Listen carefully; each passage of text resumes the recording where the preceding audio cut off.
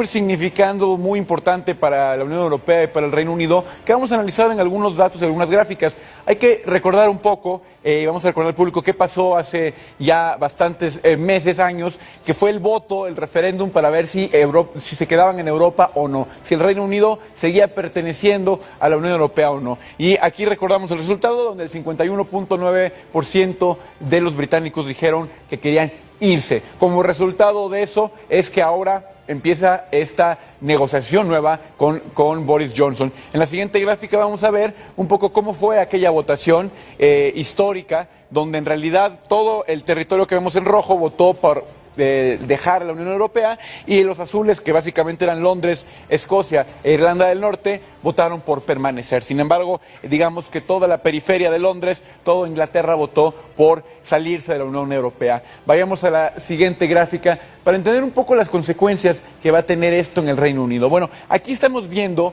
qué es lo que pasa si en caso de que el Reino Unido haga una salida dura de la Unión Europea, es decir, sin negociación, qué perdería cada uno de los países involucrados.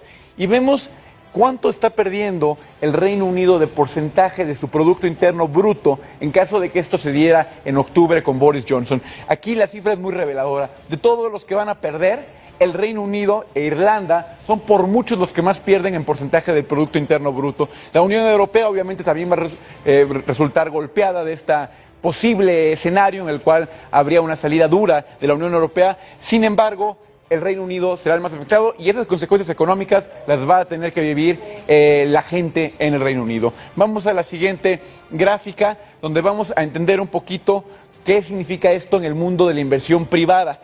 Estas son una encuesta que se hizo de acuerdo a qué harían las empresas privadas en caso de que hubiera una salida dura de la Unión Europea por parte de Inglaterra, del Reino Unido. En azul, aquí hasta arriba, aquellos que dijeron, empresas por país, aquí están, que invertirían más en el Reino Unido. En amarillo y gris, aquellos que dicen que reducirían importantemente su presencia ahí.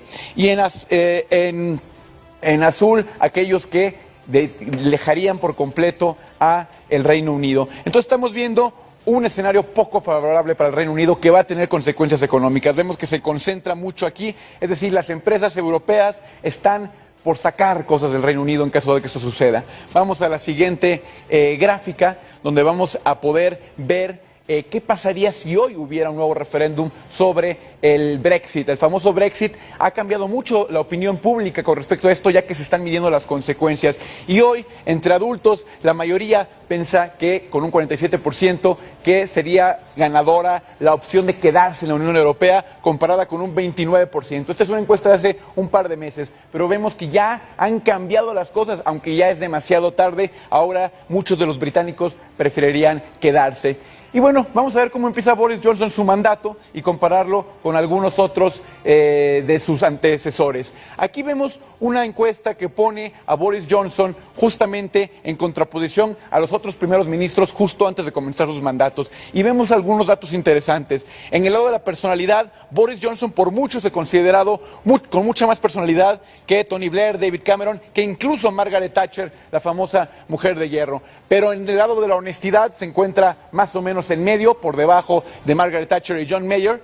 Y un dato muy importante, esta encuesta los plantea qué tan cercano está la gente o qué tan lejano está. Y Boris Johnson es considerado el primer ministro que entra al poder que se siente más lejano de la gente. Y nada más, como un dato curioso, hicieron una encuesta de a qué casa de Harry Potter pertenecería Boris Johnson si fuera un personaje de Harry Potter, y con el 42% ganó Slytherin, que es aquella casa de los enemigos de Harry Potter, justamente. Entonces Boris Johnson entra con una fama de ser un hombre duro, de ser un hombre también quizás poco honesto, lejos de la gente, y que él mismo se impuso la propuesta del 31 de octubre de salirse ya de Europa, muy probablemente bajo un escenario de una salida dura que afectaría mucho a la economía del Reino Unido, como lo vimos en la gráfica, y en menor medida a la de la Unión Europea.